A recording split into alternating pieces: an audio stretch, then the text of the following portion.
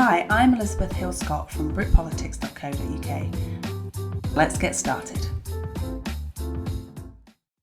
Up next we have the Battle of Agincourt. The build-up to this one started way back in 1337, when King Edward III claimed he was the rightful heir to the French throne. This started what is known as the 100 Years' War. His great-grandson Henry V, feeling a bit insecure about his claim to the throne, thought he would prove himself by recapturing the lands in France he thought rightfully his.